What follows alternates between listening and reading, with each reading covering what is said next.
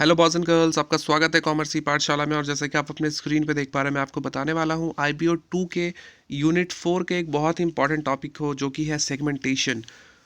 Topic का नाम है एसेंशियल्स ऑफ इफेक्टिव सेगमेंटेशन। एक इफेक्टिव सेगमेंटेशन की को करने के लिए उसके क्या क्या एसेंशियल्स हैं, क्या क्या ज़रूरी चीज़ें करने की ज़रूरत पड़ती है, ये हमारा टॉपिक है।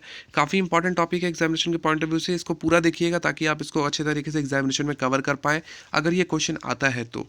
ठीक है, तो लेक्चर स्टार्ट करते हैं बिना समय बर्बाद किए। उसके पहले कहना चाहूँगा कि अगर आप हमारे चैनल पर नए हैं तो हमारे चैनल को सब्सक्राइब कर लीजिए और बेल आइकन दबा दीजिए, ताकि आपको मेरे वीडियोस की नोटिफिकेशन जो है वो सबसे पहले मिलती रहे। ठीक है, आपको विजिट करना है हमारे चैनल के प्लेलिस्ट वाले ऑप्शन में, जहाँ पे आपको ढेर सारी वीडियोस मिल जाएंगी हर एक सब्जेक्ट से रिलेटेड, और आप डेफिनेटली उन सारे वीडियोस को वॉच करके एग्जामिनेशन में अच्छे मार्क्स ला पाओगे। ठीक है, तो फिर लेक्चर स्टार्ट करते हैं। Having define the market, it become necessary for the company to identify the relevant segment. जैसा कि पहले ये बात बोली गई है कि किसी भी कंपनी के लिए उसके मार्केट को आइडेंटिफाई करना उनके लिए बहुत ज़्यादा ज़रूरी होता है। ठीक है ना, और इसी इसी को हम कहते हैं the market segmentation. This is known as market segmentation.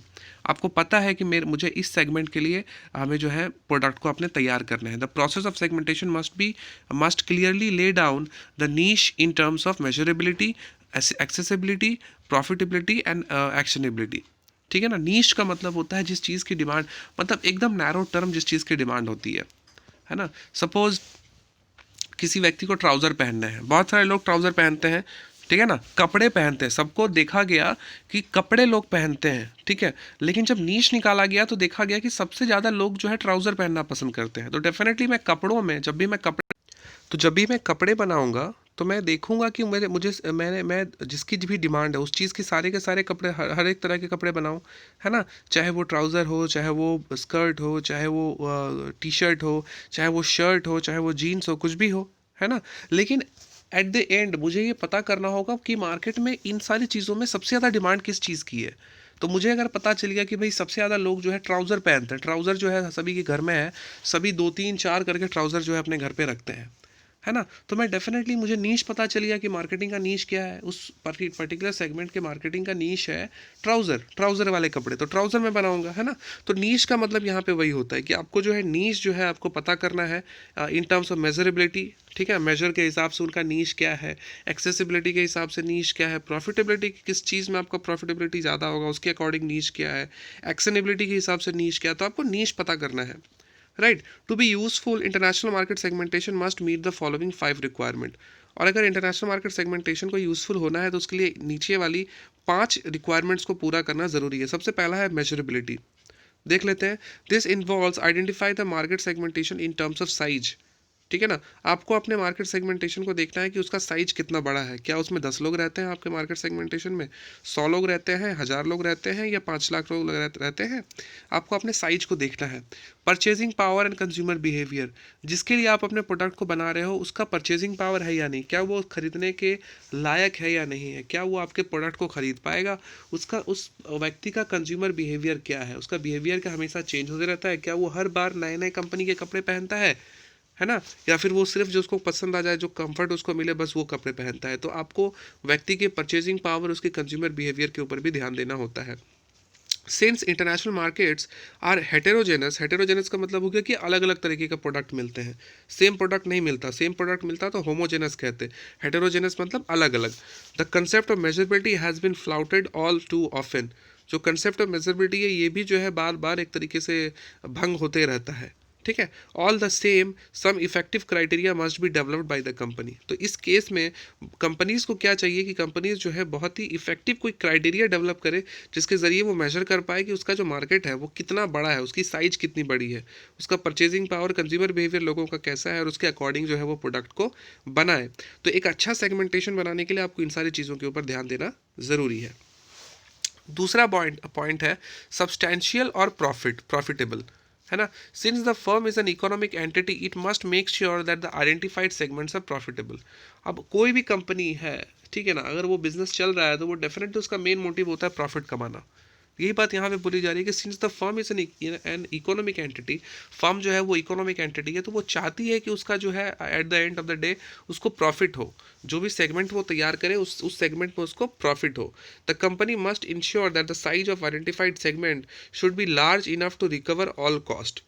Company को जो है ये समझना बहुत इंपॉर्टेंट है कि उसका जो सेगमेंट है वो इतना बड़ा होना चाहिए कि वो अपने कॉस्ट को एक तरीके से कवर कर पाए, उसका जो भी खर्च हो रहा है प्रोडक्ट को बनाने में उसको कवर कर पाए, उसके बाद फिर उसको प्रॉफिट हो पाए। तो उसको उस तरह का सेगमेंट ही आइडेंटिफाई करना होगा।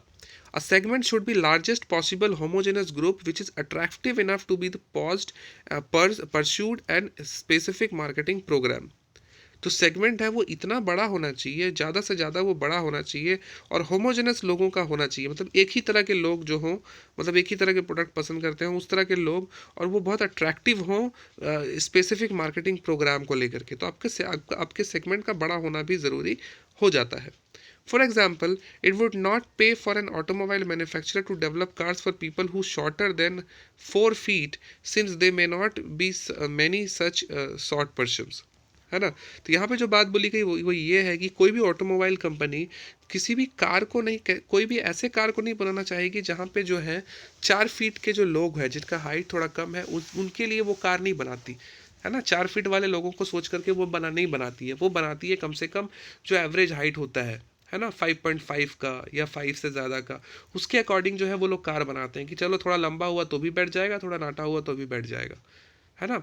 लेकिन वो ये सोच करके वो काम नहीं करते हैं कि भाई 4 फीट का आदमी है तो उसके अकॉर्डिंग हम बनाते हैं, क्योंकि 4 फीट के आदमी कितने मिलते हैं, 4 फीट के आदमी बहुत कम लोग मिलते हैं, है ना। तो वही बात बोली जा रही है कि it would not pay for an automobile manufacturer, है ना, कोई भी automobile facturer to develop cars for people who are shorter than 4 feet, जो कि 4 फीट से छोटे हैं उनके लिए वो लोग कार नहीं बनाते, सिंस देयर में not be many such short persons. क्यों? क्योंकि वहाँ पे इतने सारे शॉर्ट पर्सन हो ही नहीं सकते, राइट। तो जो आपका सेगमेंट है वो आपको अच्छे तरीके से समझना जरूरी है। उसके लिए आपको ये पता करना होगा कि आपका सेगमेंट जो है वो प्रॉफिटेबल है या नहीं है। अब सपोज आपने सेगमेंट बना दिया हाइट के हिसाब से कि 4 फीट वाले लोग यहाँ हैं, तो 4 फीट वाले लोग होंगे ही कितने, होंगे ही नहीं, है ना। तो सेगमेंटेशन करते वक्त आपको इस चीज़ का भी ध्यान देना है। ए और बी हो गया, 3 पॉइंट्स और है, इसको भी कर लेते हैं जी। तो सी नंबर है एक्सेसिबल, ठीक है। It should be possible to effectively reach and serve segment, है ना। जो सेगमेंट है उसमें वो जो है बहुत ही आसान होना चाहिए कि उस तक सही सही तरीके से पहुंचा जा सके और उसका जो है बहुत ही इफेक्टिवली उसका जो है इस्तेमाल किया जा सके। How effectively can the firm reach the identify segment must also be spelled out. कितने आसानी से, कितने अच्छे तरीके से जो है कंपनी अपने आइडेंटिफाई सेगमेंट तक पहुंच सकती है, ये बात भी बतानी ज़रूरी है, स्पेल्ड आउट करनी ज़रूरी है, ताकि आप एक अच्छे सेगमेंट को जब बना लेते हो तो फिर उस तक पहुंचने का भी आपको इंतजाम करके रखना पड़ेगा, है ना। सपोज आपने सब सेगमेंट बनाया गर्ल्स का, तो उन गर्ल्स तक पहुंचने का भी आपको इंतजाम करके रखना पड़ेगा, तभी तो आप अपने प्रोडक्ट को बेच पाओगे, राइट। तो एक्सेसिबिलिटी होनी ज़रूरी है। चौथा है differentiable.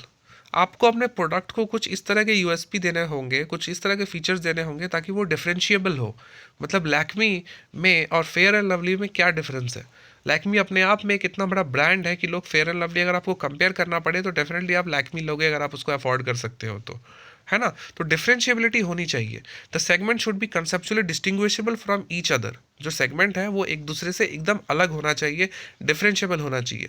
One should respond differently to different marketing mix elements. एक व्यक्ति जो है वो अलग अलग तरीके से रिएक्ट करना चाहिए या फिर रिस्पॉन्ड करना चाहिए डिफरेंट डिफरेंट मार्केटिंग एलिमेंट्स के ऊपर एंड प्रोग्राम्स के ऊपर। If married and unmarried women respond similarly to a sale of perfume that do not constitute separate segment. सही बात है। एक मैरिड व्यक्ति, एक मैरिड औरत और एक अनमैरिड औरत अगर दोनों एक ही तरीके से रिस्पॉन्ड कर रहे हैं एक परफ्यूम के सेल को लेकर के, मतलब उनका सेगमेंट अलग अलग नहीं कर पाए हो आप।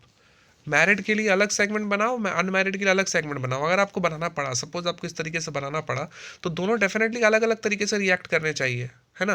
बट अगर दोनों एक ही तरह का परफ्यूम खरीद रहे हैं, मतलब इसका मतलब ये है कि आपने सेगमेंटेशन जो है उनका नहीं कर पाया है, आपने उनको सेपरेट अभी तक नहीं कर पाया। They do not constitute separate segment. उनका सेगमेंट जो है वो सेम ही है, परफ्यूम का जो सेगमेंट है उनका सेम है, आप ऐसे समझो, ठीक है। पांचवा पॉइंट है actionable. It should be possible to formulate effective marketing mix strategies for attracting and serving the segment, है ना। तो किसी भी सेगमेंट को एक तरीके से पॉसिबल होना चाहिए कि आप वहाँ पे जाकर के बहुत ही अच्छे तरीके से एक इफेक्टिव मार्केटिंग मिक्स स्ट्रेटजी बना सको, ताकि वो जो है सेगमेंट के उन लोगों को अच्छे तरीके से अट्रैक्ट कर सके और उसको अच्छे तरीके से सर्व कर सके। तो एक्शनेबल, आपका जो सेगमेंट है वो एक्शनेबल होना चाहिए। मतलब जब आप कुछ करना चाह रहे हो तो आप कर पाओ उस सेगमेंट के साथ। ऐसा नहीं होना चाहिए कि करते वक्त आपको समझ में नहीं आ रहा कि क्या करें उस सेगमेंट के साथ, है ना। The last factor but no means the least, by no means the least is actionability, है ना। तो एक्शनेबिलिटी इसी के बारे में बोली जा रही है बात। Ever identified segmentation should be capable of being captured through effective marketing programmes. ठीक है, सारे के सारे एवरी आइडेंटिफाइड सेगमेंट, सारे के सारे आइडेंटिफाइड जो सेगमेंट्स होते हैं वो केपेबल ऑफ बीइंग कैप्चर्ड होने चाहिए, मतलब आप उसको अच्छे तरीके से कैप्चर कर सको, ऐसा उसमें खासियत होना चाहिए अपने इफेक्टिव मार्केटिंग प्रोग्राम द्वारा।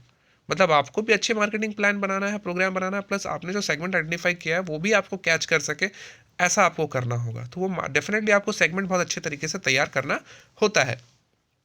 If an identified segment can not be tapped, अगर आपने अपना एक आइडेंटिफाइड सेगमेंट अच्छे तरीके से नहीं बना पाए, it is useless from the view point, from the point of view of company. अगर आपने अपना सेगमेंट अच्छे तरीके से नहीं बना पाए तो वो कंपनी के पॉइंट ऑफ व्यू से बहुत ही ज़्यादा सही नहीं होगा, और प्रॉफिटेबल भी हो सकता है वो ना रहे, या प्रॉफिटेबल हो सकता है कि वो उसके लिए प्रॉफिटेबल हो, बट एक तरीके से वो जो है यूजलेस हो जाएगा उस कंपनी के लिए। ठीक है, तो आपको प्रॉफिट के ऊपर सिर्फ ध्यान नहीं देना, बल्कि आपको लॉन्ग रन में कंपनी की क्या एक्शनेबिलिटी होगी उस सेगमेंट को लेकर के, उस चीज़ के ऊपर आपको ध्यान देना है। तो ये वो सारे एसेंशियल्स थे जो कि ज़रूरी होते हैं जब भी आप बात करते हो एक इफेक्टिव सेगमेंटेशन की। तो ठीक है, तो आई होप कि आपको ये लेक्चर आपको पसंद आया होगा, जिसमें मैंने आपको एसेंशियल्स ऑफ इफेक्टिव सेगमेंटेशन बताया है। अगर आपको ये वीडियो पसंद आया है तो प्लीज़ लाइक, कमेंट और शेयर करो, और सब्सक्राइब कर लो हमारे इस चैनल को, ताकि आपको इसी तरह की धुआंधार वीडियोज़ जो है आपको मिलते रहें, जिसको स्टडी करके आप एग्जामिनेशन में अच्छे मार्क्स ला पाओ।